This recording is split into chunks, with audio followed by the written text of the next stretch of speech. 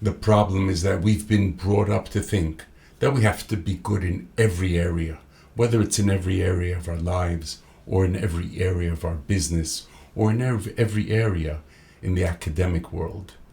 If we didn't get good grades in every subject, we weren't good students. But the thing is, usually, most people aren't good in everything. We're good in something. We might be even fantastic in something. And in other things, we're not so great. The thing is to build upon our strengths and not always think of how weak we are in other areas.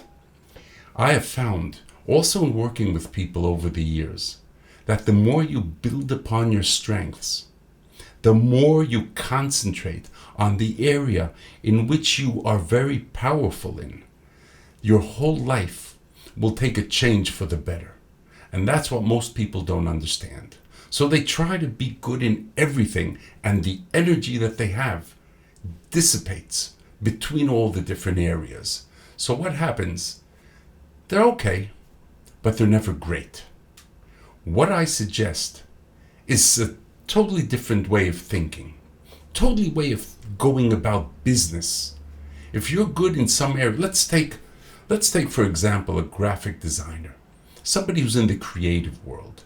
Now you might be amazing in a certain aspect of your work, but not so good or even bad maybe in another work.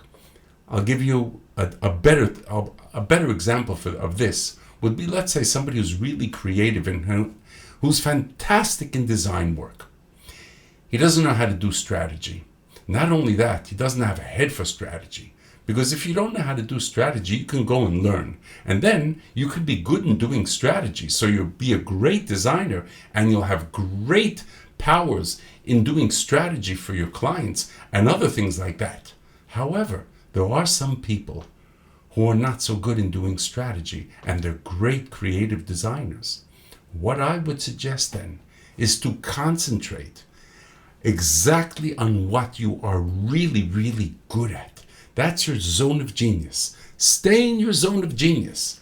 Don't try to be great in everything. If you don't like doing strategy, if you don't know how to do strategy and you try to do strategy but you just don't get it, outsource it. Give it to somebody else of your team. Take in a partner maybe. I don't like taking partners, but let's say if you have to, find somebody who's great in strategy. You do the creative side. He or she will do the strategy, and together you'll be a fantastic pair. You can have a fantastic business. The same thing, even if we go to the world of sports, you can be a great offensive player, but you're not so great in defense. Now, that doesn't mean to raise your hands and say, well, I'm not good in defense, I'm not going to do defense. You have to do defense, but you might not be the best. So the team should use you on the offensive line. The same thing, let's say, even in the martial arts. If you're good with your hands and you're not so great with your feet, you must practice with your feet. You must improve your feet, but up to a certain degree if it's in kicking. I would say be amazing with your hands. Use your hands much more than the feet, because that's where you're going to score the most. That's where you're going to have the advantage over any opponent. That's a very, very important principle in life. Concentrate on your strengths.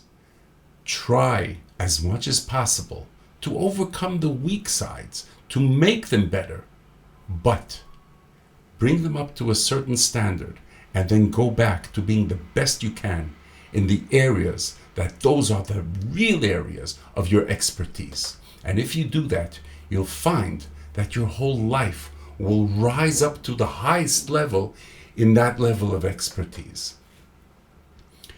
In any case, I hope this was valuable for you. And if you're young and thinking what to do regarding all the strengths and weaknesses you have in your life, maybe you should take this to heart. In any case, take care, and I'll see you in the next one.